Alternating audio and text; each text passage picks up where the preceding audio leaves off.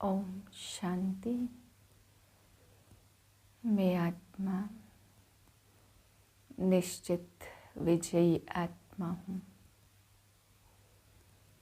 विजय मेरा जन्म सिद्ध अधिकार है।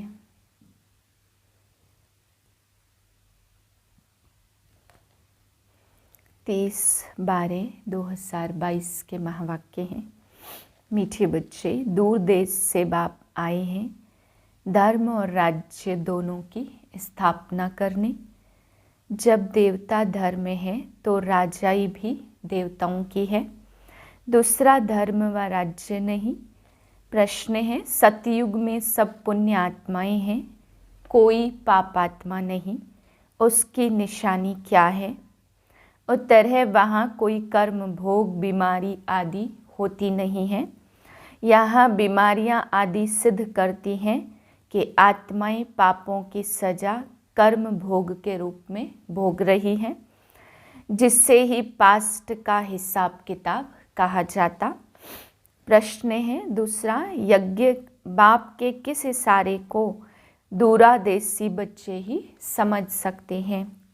उत्तर है, बाप इशारा करते, बच्चे तुम बुद्धि योग की दौड़ी लगाओ।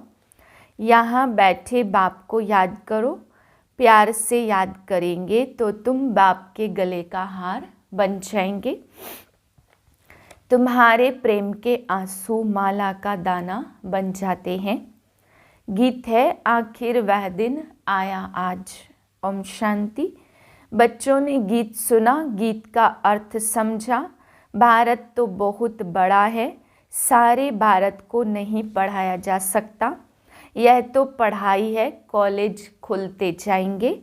यह हुई बेहद के बाप की यूनिवर्सिटी। इनको कहा जाता पांडव गवर्नमेंट, गवर्नमेंट कहा जाता सावरंटी को। अब तुम बच्चे जानते हो सावरंटी स्थापन हो रही है। धर्म प्लस सावरंटी, रिलीजो पॉलिटिकल, देवी देवता धर्म भी स्थापन हो रहा है। और कोई भी धर्म वाले राजाई स्थापन नहीं करते, वह सिर्फ धर्म स्थापन करते। बाबा कहते, मैं आदि सनातन धर्म और राजाई स्थापन कर रहा हूँ, इसलिए रिलीजो पॉलिटिकल कहा जाता। बच्चों को बहुत दूरादेशी बुद्धि बनना चाहिए। बाप दूर देश से आए हैं, यूं दूर देश से तो सब आत्माएं आती हैं। तुम भी दूर देश से आए हो ना। नया धर्म जो स्थापन करने आते, उनकी आत्माएं दूर से आती हैं। वह है धर्म स्थापक और इसको कहा जाता धर्म और सावरंटी स्थापक।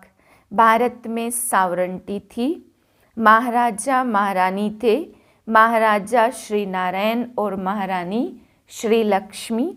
तो अब तुम बच्चे कहेंगे हम श्रीमत पर चल रहे हैं। बाबा जिसको हम सब भारतवासी पुकारते आए कि आओ आकर पुरानी दुनिया को बदल नई सुख की दुनिया स्थापन करो। पुराने घर और नए घर में अंतर तो होता है ना। बुद्धि में नया मकान ही याद रहता। आजकल तो मकान बहुत फैशनेबल बनते हैं, ख्याल करते रहते ऐसा ऐसा मकान बनाएं। तुम जानते हो हम अपना धर्म और राजाई स्थापन कर रहे हैं। स्वर्ग में हम हीरे जवाहरों के महल बनाएंगे। दूसरे धर्म वाले ऐसे नहीं समझते। जैसे क्राइस्ट क्रिश्चियन धर्म स्थापन करने आया, यह उस समय नहीं समझते। जब वृद्धि होती है तब नाम रखते हैं क्रिश्चियन धर्म। इस्लामी आदि धर्म कोई भी निशानी व नाम नहीं रहता। तुम्हारी निशानी शुरू से लेकर अभी तक चलती रहती है। लक्ष्मी नारायण के चित्र है, यह भी जानते हो। तो इन्हों का राज्य सतयुग में था। तुमको यह ज्ञान वहाँ नहीं होगा कि पास्ट में किसकी राजधानी थी और फ्यूचर में किसकी राजधानी होगी। सिर्फ प्रेजेंट को जानते हैं बस। अभी तुम पास्ट, प्रेजेंट, फ्यूचर को जानते हो। पहले पहले हमारा धर्म था, फिर यह धर्म आए हैं। संगम पर ही बाप बैठ समझाते। अभी तुम त्रिकालदर्शी बन गए हो। सतयुग में त्रिकालदर्शी नहीं होंगे, वहाँ तो राजाई करते रहेंगे और धर्मों का नाम निशान नहीं रहेगा। अपनी मौज में राजाई करते रहेंगे। अभी तुम सारे चक्र को जानते हो। मनुष्य यह तो नहीं जानते कि बरोबर देवी देवता धर्म था, परंतु वह स्थापन कैसे हुआ, कितना समय चला, यह नहीं जानते। तुम जानते हो सतयुग में इतने जन्म राज्य किया और फिर त्रेता में इतने जन्म लिए। इन्हों को भी जानना पड़ेगा। बच्चे जानते हैं बरोबर बेहद का बाप हमको पढ़ाते हैं। तुम जानते हो कृष्ण की आत्मा का यह बहुत जन्मों के अंत का जन्म है। इनमें आकर प्रवेश किया। इनका नाम ब्रह्मा जरूर चाहिए। ब्रह्मा सो विष्णु और विष्णु सो ब्रह्मा। यह त्रिमूर्ति की नॉलेज बहुत सिंपल है। हम सो ब्राह्मण और ब्रह्मा के बच्चे सो रुद्र, शिव के बच्चे। हम आत्माएं निराकारी बच्चे हैं। बाप को याद करते हैं। इन चित्रों पर समझाना बहुत सहज है। तपस्या कर रहे हैं, फिर सतयुग में आएंगे। तुम्हारी बुद्धि में रहना चाहिए हम मनुष्य से देवता बन रहे हैं, फिर देवता धर्म का बादशाह बन राज्य करेंगे। योग से ही तुम्हारे विकर्म विनाश होंगे। अगर अभी भी पाप करते रहेंगे तो क्या बनेंगे। यात्रा पर जब जाते हैं तो पाप नहीं करते, पवित्र भी जरूर रहते। समझते हैं देवताओं के पास जाते हैं। मंदिर में भी हमेशा स्नान करने जाते। स्नान क्यों करते। एक तो विकार में जाते, दूसरा लैट्रिन में जाते, फिर स्वच्छ बनकर देवताओं का दर्शन करते। यात्रा पर कब पतित नहीं बनते। 4 धामों की परिक्रमा पावन होकर देते। तो पवित्रता है मुख्य। देवताएं भी अगर पतित होते तो क्या फर्क रहा। देवताएं तो पावन हैं। यूँ तो तुम सब आत्माएं मेरे बच्चे हो, परंतु तुमको पढ़ाऊं कैसे, राजयोग कैसे सिखलाऊं। तुम मीठे मीठे बच्चों को स्वर्ग का मालिक कैसे बनाऊं। तुम जानते हो बाबा नई दुनिया स्थापन करते तो भगवान जरूर बच्चों को लायक बनाकर वर्षा देंगे। कहाँ लायक बनाएंगे। संगम युग में। बाप कहते मैं संगम पर आता हूँ, यह बीच का ब्राह्मण धर्म ही अलग हो जाता। कलयुग में है शूद्र धर्म और सतयुग में है देवता धर्म। यह है ब्राह्मण धर्म। तुम जानते हो यह बाबा का रथ है। इनको नंदीगण भी कहते। सारा दिन सवारी थोड़ी होती, आत्मा शरीर पर सारा दिन सवारी करती है। अलग हो जाए तो शरीर न रहे। बाबा तो आ जा सकता है क्योंकि उनकी अपनी आत्मा है। तो मैं इनमें सदैव नहीं रहता, सेकंड में आ जा सकता हूँ। मेरे जैसा तीखा रॉकेट कोई हो नहीं सकता। आजकल रॉकेट, एरोप्लेन आदि कितनी चीज़ें बनाई हैं, परंतु सबसे तीखी आत्मा है। तुम बाप को याद करो, यह आया। आत्मा को हिसाब किताब अनुसार लंदन में जन्म लेना होगा, तो सेकंड में वहाँ जाकर गर्भ में प्रवेश करेगी। तो सबसे तीखी दौड़ी पहनने वाली है आत्मा। अभी आत्मा अपने घर में जा नहीं सकती क्योंकि वह ताकत ही नहीं रही है, कमज़ोर हो गई है, उड़ नहीं सकती। आत्मा पर पापों का बोझ बहुत है। शरीर पर अगर बोझा होता तो आग से पवित्र हो जाता, परंतु आत्मा में खाद पड़ती है तो आत्मा ही साथ में हिसाब किताब ले जाती। इसलिए कहा जाता पास्ट का कर्म भोग है। आत्मा संस्कार ले जाती। कोई जन्म से लंगड़ा होता तो कहा जाता पास्ट में ऐसे कर्म किए हैं। जन्म जन्मांतर के कर्म हैं जो भोगने पड़ते। सतयुग में है ही पुण्य आत्मा, वहाँ यह बातें होती नहीं हैं, यहाँ है सब पापात्माएं। सन्यासियों को भी अर्धांग लकवा हो जाए तो कहेंगे कर्म भोग। अरे महात्मा श्री श्री 108 जगत गुरु को फिर यह बीमारी क्यों, कहेंगे कर्म भोग। देवताओं के लिए ऐसे नहीं कहेंगे। गुरु मरेगा तो फॉलोअर्स को जरूर अफसोस होगा। बाप पर भी जाजती लव होता, स्त्री का पति से जाजती लव होगा तो रोएगी। पति दुखी करने वाला होगा तो नहीं रोएगी।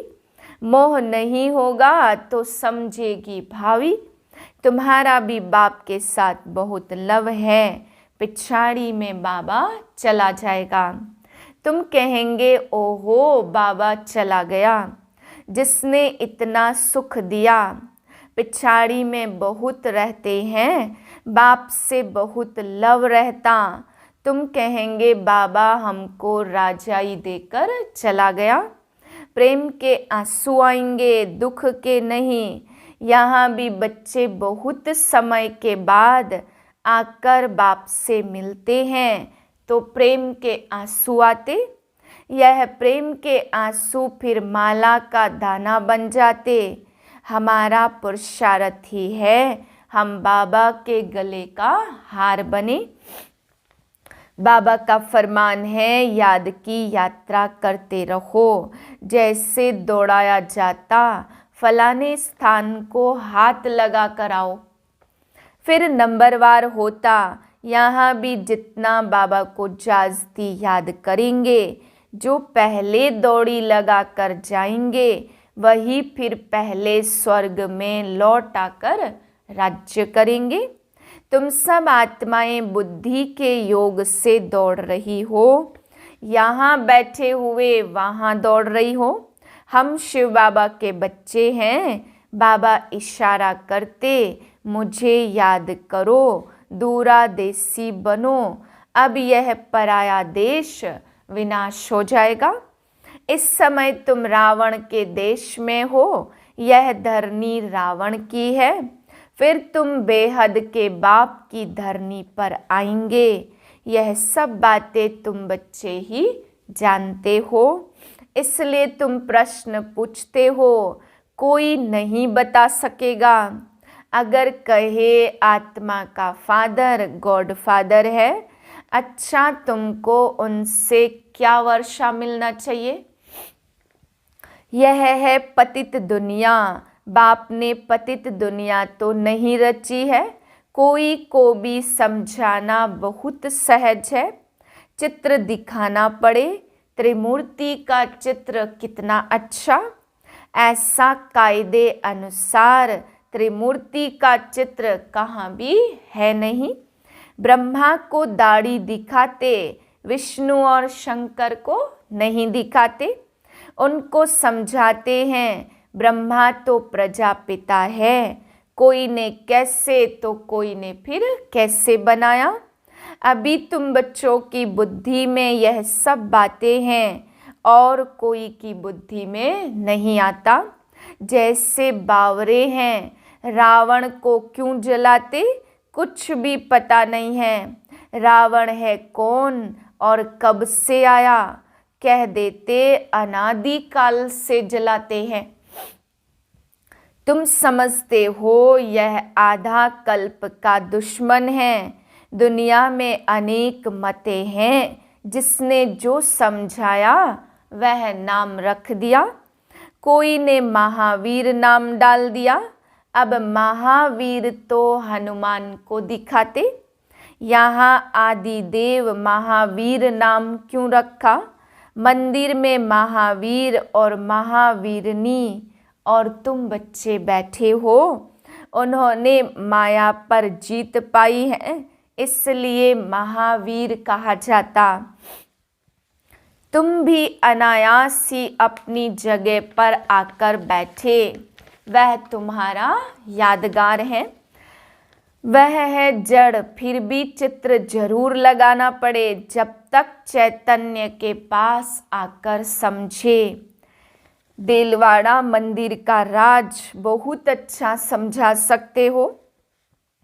यह पढ़कर गए हैं, तब भक्ति मार्ग में यह यादगार बने। तुम्हारी राजधानी स्थापन करने में बड़ी मेहनत लगती, गालियां भी खानी पड़ती, क्योंकि कलंगीधर बनना है। अभी तुम सब गाली खाते हो। सबसे जास्ती ग्लानि मेरी की है। फिर प्रजापिता ब्रह्मा को भी गाली देते, मित्र संबंधी आदि सब बिगड़ पड़ते। विष्णु व शंकर को गाली थोड़ी देंगे। बाप कहते मैं गाली खाता हूँ, तुम बच्चे बने हो तो तुमको भी हिस्सा लेना पड़ता। नहीं तो यह अपने धंधे में था, गाली की बात ही नहीं। सबसे जास्ती गाली मुझे देते। अपना धर्म कर्म भूल गए हैं, कितना समझाते। अच्छा मीठे मीठे सिक्के लदे बच्चों प्रति माता पिता बाप दादा का याद प्यार गुड मॉर्निंग। रूहानी बाप की रूहानी बच्चों को नमस्ते। हम रूहानी बच्चों की रूहानी बाप दादा को याद प्यार गुड मॉर्निंग नमस्ते। धारणा के लिए मुख्य सार है। पहली पॉइंट, दूरदेशी बनना है। बाप की याद की यात्रा से विकर्मों का विनाश करना है। यात्रा पर कोई पाप कर्म नहीं करने हैं। दूसरी पॉइंट है, महावीर बन माया पर जीत पानी है। ग्लानि से डरना नहीं है, कलंगीधर बनना है। वरदान है, सर्व शक्तियों का अनुभव करते हुए समय पर सिद्धि प्राप्त करने वाले निश्चित विजयी भव। सर्व शक्तियों से संपन्न निश्चय बुद्धि विजय बच्चों की विजय निश्चित है ही। जैसे किसी के पास धन की बुद्धि की व संबंध संपर्क की शक्ति होती है, तो उससे निश्चय रहता है कि यह क्या बड़ी बात है। आपके पास तो सब शक्तियां हैं। सबसे बड़ा धन अविनाशी धन सदा साथ है। तो धन की भी शक्ति है और बुद्धि पोजीशन की भी शक्ति है। इन्हें सिर्फ यूज़ करो, स्व के प्रति कार्य में लगाओ, तो समय पर विधि द्वारा सिद्धि प्राप्त होगी। स्लोगन है, व्यर्थ सुनने व देखने का बोझ समाप्त करना ही डबल लाइट बनना है। ओम शांति।